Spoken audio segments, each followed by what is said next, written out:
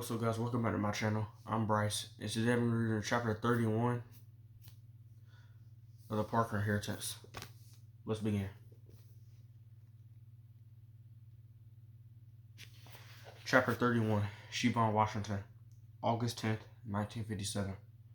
Siobhan readjusted the red scarf around her neck as she and Coach Robert Hicks parked outside the Wallace High School tennis courts. She was glad she wore a blouse and poodle skirt. It was almost 80 degrees outside, much too hot for the jeans she originally planned to wear. Plus, she liked how she looked in her current outfit, everything from the high heels to the deep red lipstick that matched her scarf. She had wanted to look nice for herself and for Reggie. She didn't know when she'd see him again. A full moon hung high in the sky, illuminating the parking lot. Ahead of them, 10 vehicles sat just outside the chain-link fence surrounding the court, including Coach Douglas's Buick and Chip's truck. All of them with their engines running and their headlights on. They must have been using them to provide additional light for the game. Siobhan paused as the door to Chip's truck opened. He stepped out of the cab, then began walking toward them. "Hello, Coach," Chip said, shaking Robert Hicks' hand. Then he nodded toward her. "Hey, Siobhan, glad to see you made it." "There was no way I was missing tonight," she said. She had turned as another car entered the parking lot, her body tense as the vehicle rolled past them and parked alongside the fence. "That's just Reverend Hollister," Robert Hicks said, placing his bare of a hand on Siobhan's shoulder. "Let me catch up with him. I'll see you in the stands in a bit." His gaze bounced from her to Chip. "Don't stand out here talking for too long, Siobhan. I'll be sitting with Smitty." They both nodded as Coach Hicks walked over to greet the thin white man exiting the car. Her father and Coach Turner could only agree on one person to serve as an umpire, Reverend Stephen Hollister. He was a pastor of a small Methodist church just outside the city and was known to be sympathetic to Negro causes. Given the secrecy of the exhibition, he was as close to impartial as the Perkins team was going to get. But with only one umpire, it would have taken all night for each of the boys to play, so the coaches decided to modify the scoring. The exhibition would consist of 3 sets. Wallace's top 3 players against Perkins' best 3. Each pair would play a shortened set, where the first boy to win 4 games with a 2-game advantage would win the set. The team with the best 2 out of 3 sets would be the victor. "Is the team ready?" she asked. Chip picked at some grit underneath his fingernail. "As ready as they're gonna be." He paused for a moment, staring at the ground, then added, "Your boyfriend plays in the second set." Coach Doug wanted to put his best 2 players first. So Chip knew about Reggie too, but she was glad. She was tired of all the secrets, all the silence. "Who's Reggie playing against?" "Glenn Allen," Chip said. But Reggie can beat him, I think, as long as he stays focused." Chip finally smiled. "How is it that I go off to college and you fall head over heels in love with another fella?" "It was a surprise to me too." She touched her bracelet. The metal felt cool, even in this hot weather, but I really do love him. He's kind and smart and so good most of the time. She smiled at the thought of Reggie. It felt strange to be saying all of this out loud, but it was also empowering. She wanted to talk about Reggie to anyone, ever since they started seeing each other. "I guess you know my daddy doesn't really approve of him." Chip nodded. She tried to read his expression, but it was a clean slate. "Maybe in college, if you and Reggie, is not going to college. His grandma barely has enough money to keep the lights on, much less send him off to school." "What about scholarships? They don't grow on trees. Plus his grades weren't good enough. He was always working too much to finish his assignments." She took a step forward. "For a second I thought about running away with him." "What?" Anger flashed across Chip's face. "Please don't tell me you're running off with that boy." Chip seemed... Wait, hold up. "Don't yell," she said. "And Reggie isn't a boy. He's only a year younger than you."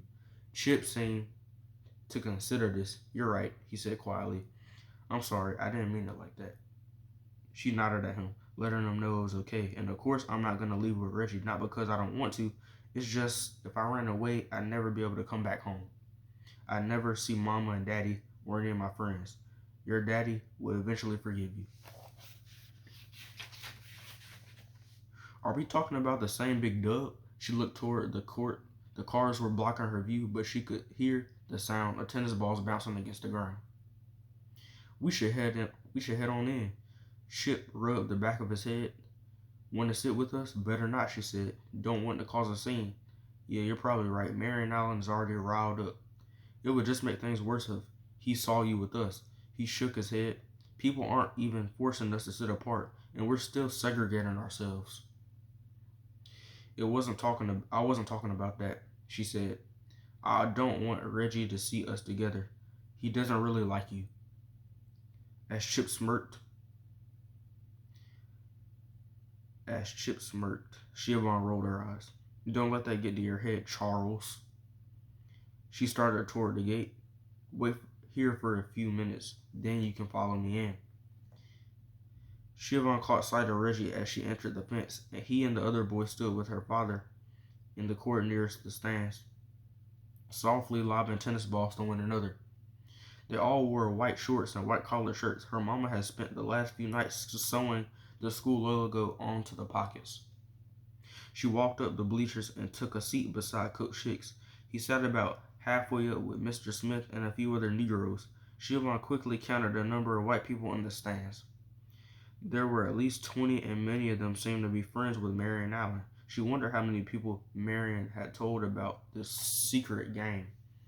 Siobhan glanced back toward the court. Reggie had finally caught sight of her. He smiled, giving her a small wave with his racket. Of course, her father noticed this as well. He tapped Reggie on the head, breaking the boy's eye contact with Siobhan. Then he ordered the boys to sit back down. The first set was about to begin. Jackie Harris took his place on one side of the court, and a large Wallace player lined up on the opposite baseline. Coach Hicks told her his name, Harold Buckner. Siobhan didn't know him. The only player on the Wallace team she recognized was Glenn Allen. Harold lofted the ball high into the air, then delivered his serve. Siobhan felt herself leaning forward as Jackie returned the ball.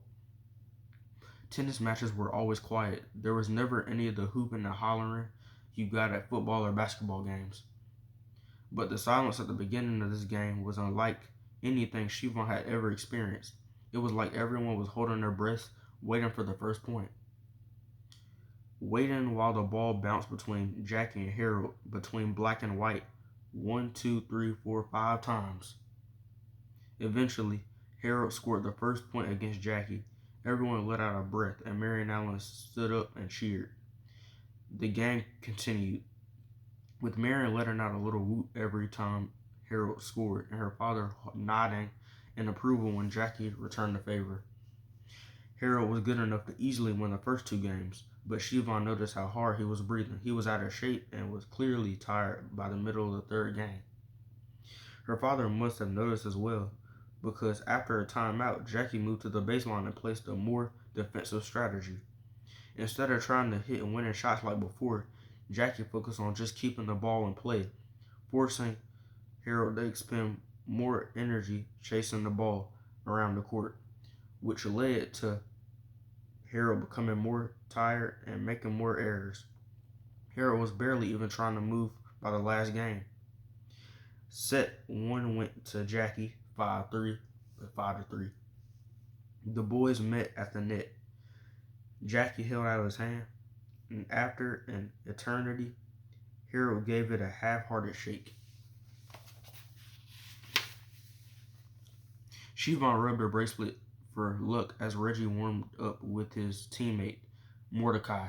A few feet away, Glenn Allen knocked around balls with another Wallace player. Glenn was wound up pretty tightly. Siobhan thought he was pounding the ball when he only needed to gently return it. His Wallace teammate had to duck once to avoid the tennis ball smashing it against his jaw. Sound very painful. Reggie looked loose, but his face was stern. He kept stealing glances at everyone, Glenn Allen, Siobhan, and even Chip. Siobhan saw Chip flash Reggie a thumbs up the next time he glanced in the stands, but Reggie just snorted and went back to trading serves. She shook her head. Chip really didn't have a clue. Keep your eyes open, Coach Hicks said to Mr. Smith as the boys returned to their seats. It's about to get real interesting with Glenn Allen taking the court. After a quick discussion with the coaches, Reverend Hollister motioned for Reggie and Glenn to greet each other before the game started. Neither one moved. Likewise, neither coach made any attempt to tell his player to shake hands. Finally, the Reverend shook his head and pointed them to their positions. He threw the ball to Reggie for the first serve. Reggie bounced the ball a few times, called out the score, and fired the ball at Glenn so hard that the boy couldn't return it. 15-0, 13-0, 40-0. So 15 love, 30 love, 40 love. Game. Reggie looked at the stands toward Marion Allen and smirked.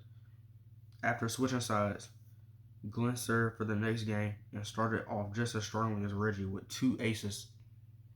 But Reggie figured out how to return his serve on the next point, eventually bringing the score to 30 all. Then when Reggie earned the lead on the next score, a devastating cross-court shot, he smirked again, this time at Chip. He's way too cocky for his own good, Siobhan whispered. Yeah, but look where he learned it from, Coach Hicks said, nodding toward her father. He had a grin on his face, even larger than Reggie's. Dub jumped up and fist bumped after Reggie won the final point, giving him the second game. The boys switched sides again, but instead of crossing on opposite ends of the net like before, they crossed on the same side. Reggie whispered something as he passed Glenn. Glenn responded by ramming him with his elbow. Siobhan tensed up, ready to move. Reggie just laughed. Siobhan closed her eyes and offered up a prayer. She wanted Reggie to hurry and win these last 2 games, and then it would be over. The Perkins team would have proved they could beat the best tennis team in the state, and everyone would go home safely. When she opened her eyes, she saw her father talking with Reggie. Reggie pulled back with a look of shock on his face. Then he smiled and nodded. On Reggie's first serve, he mistakenly double faulted, giving Glenn a 15-love lead for the game. Siobhan didn't understand it. Reggie was the best server on the team. He never faulted, much less double faulted. On the next point, Reggie was slow to respond to a drop shot that barely crossed the net, giving Glenn another score.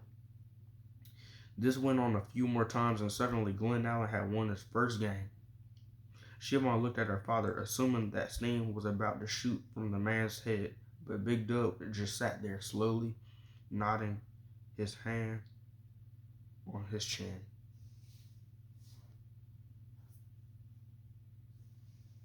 Siobhan realized what was going on. They were toying with Glenn, stretching the match out. They wanted to humiliate him. Glenn began Game 4 with a weak serve. Reggie responded with an even weaker return that bounced into the net, but after letting Glenn run up the score for the 40 love in Glenn's favor, Reggie came storming back, showing off the ferocious returns he put aside for the past 2 games. He surged ahead, easily winning every remaining point. Every remaining point. Siobhan took a deep breath. Reggie needed one more game. She watched as Reggie glanced at her father. Big Duck pressed his hands together and slowly pulled them apart. And Reggie lost the next game through a mix of unforced errors and weak backhands. Siobhan was sure everyone could see the farce this exhibition had become. That is, everyone except Marion Allen. He kept cheering, getting louder and louder as his brother pulled ahead, only to fall silent and sulk whenever Glenn began to lose. Finally, as Glenn prepared to serve for the 6th game, Siobhan saw her father run his hand across his neck in a slicing motion.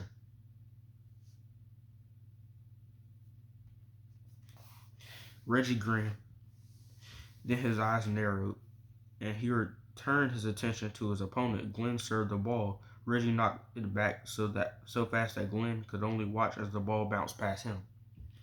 As it became clear that Reggie planned to win this game, Coach Turner tried to argue a couple of the umpires, but even he eventually stopped once the score became out of reach. Glenn glanced nervously at his brother. Then, right before what was sure to be his final serve, Glenn made a grand gesture of pulling a tennis ball from his pocket and placing it on the ground. He went to kick it out of the way, but instead, he somehow stepped on it. Yelping, he dropped his racket and fell to the ground. My ankle!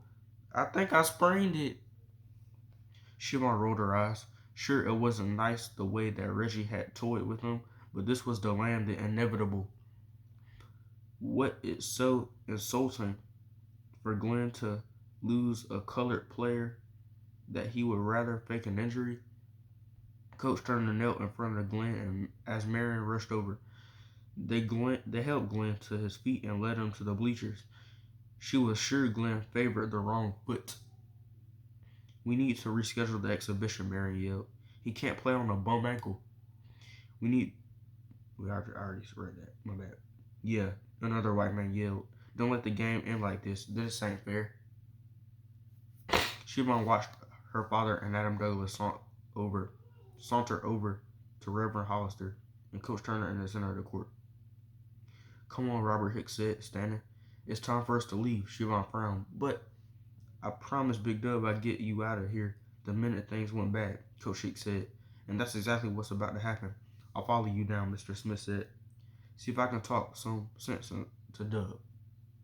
Look, I didn't make up the rules here, Reverend Hollister was saying to Coach Turner once Siobhan, Coach Hicks, and Mr. Smith reached the bottom of the bleachers. No substitutions. Coach Hicks kept walking past the court toward the exit, but Siobhan paused. Then she slowly inched along the bottom row, trailing behind Mr. Smith. She wanted to get closer so she could hear better. Siobhan, Coach Hicks hissed. What are you doing? Ignoring him, she took a seat. Reggie stood a few feet away, but he was too caught up in the conversation to notice her.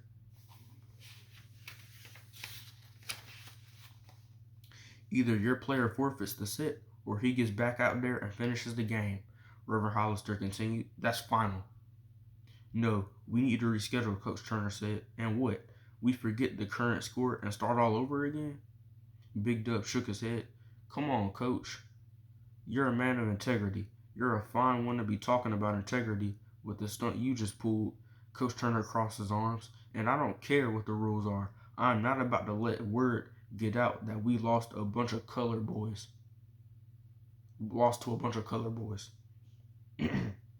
Who exactly are you worried about?